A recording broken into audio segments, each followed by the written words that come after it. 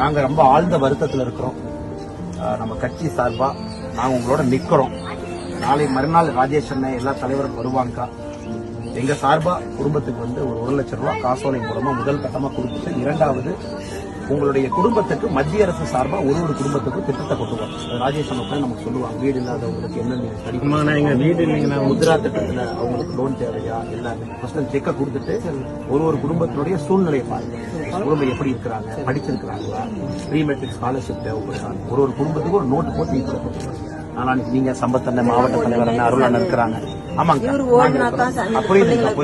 நாளானிக்கு முதல் கட்டமா காசோலை கொடுத்துறோம். ஆமா, புரிஞ்சுக்கிட்டாங்க. முதல் கட்டமா உங்களுக்கு நாங்க நிதி உதவி செய்யறோம். குடும்பம் எல்லாரும் தைரியமா இருங்க. அண்ணன் இல்ல நமக்கு என்ன ஆகும் போகுதுன்னு பயப்படாதீங்க. அதுக்கப்புறம் நாங்க திட்டங்கள் கொண்டு வந்து பேசுறோம். சரிங்களாங்கம்மா?